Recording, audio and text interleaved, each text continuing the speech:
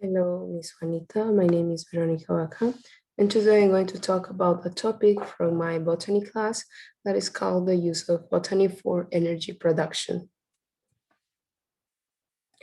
Okay, to start, we need to understand what are the renewable sources and what is the renewable energy.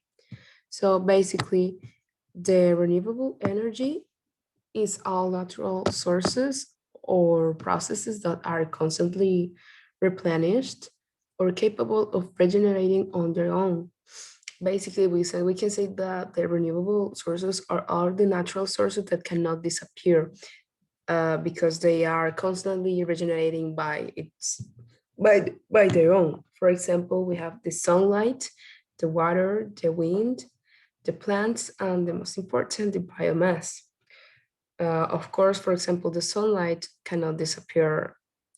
It's like something that is going to exist always. And the same applies for the wind and for the plants. You can't cut a plant, but the plant can grow again. And the water, well, there is a big amount of water around the world, so it's very difficult to make the water disappear. So it's renewable. And then we have that the renewable energy technologies turn these fuels into useful forms of energy. Most often electricity, but it can be also heat, chemicals, and mechanical power. We can say that the original renewable energy source is called biomass. And this source it has been used since the fire was discovered.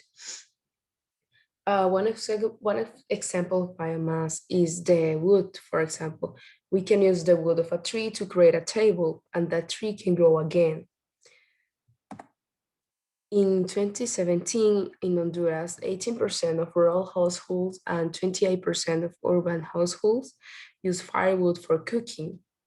In 2016, in Central America, more than 20 million people cook with firewood, and and the 50% of the population use these sources to cook, for example.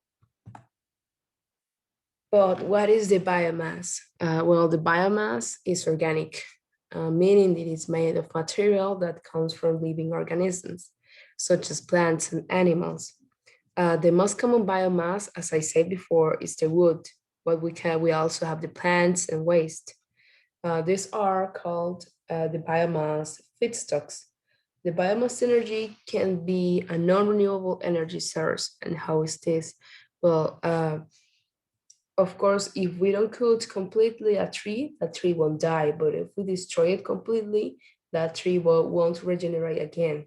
So I think it's very obvious to think that if we want to take advantage of natural resources that can be renewable, we need to have the accurate treatment for these sources, and be responsible with them because well, they can disappear if we destroy everything.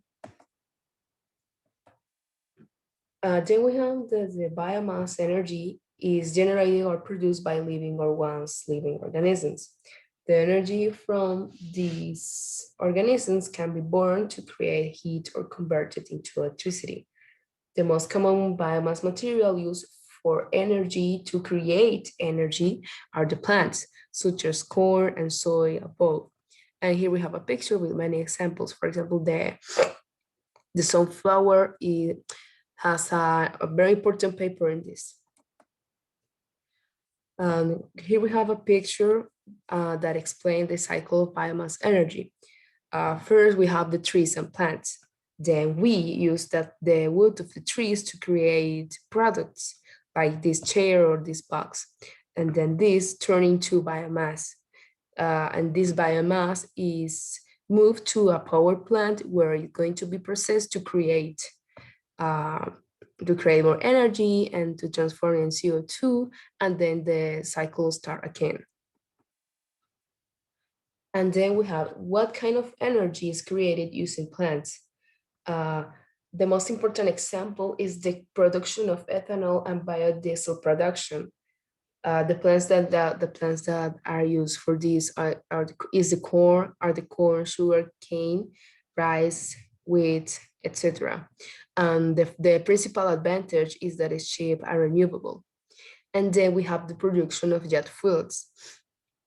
We have that the production of these fuels reduces carbon emissions by an 80%, and it's renewable too. And the plant used for this process is called the Jatropha curcas. So, in conclusion, we can say that there are many species of plant used as biomass for energy production from various families, which makes the preserving of these families very essential, since we humans benefit of them.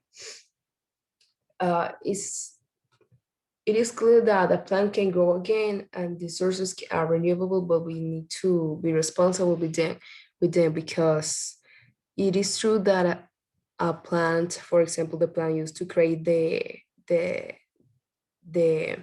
the jet soils, it's true that this plant can grow again, but with the accurate if we take care of it, of course.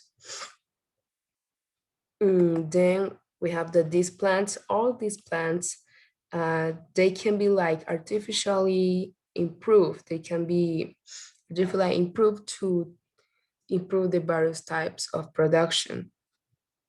And I think we need to understand the importance of, as we could see, the botany is very important to produce energy. Um, in the case of the sun, we use the sun power. In the case of the wind power. In the case of water, the hydroelectric power. So we need to be responsible with other sources and understand how important they are for us because we use all of them, we use it every day. And day by day, these products are more demanded in the market. So I think that that's all of my presentation about the topic I chose. I hope you like it and you understand it. And thank you very much.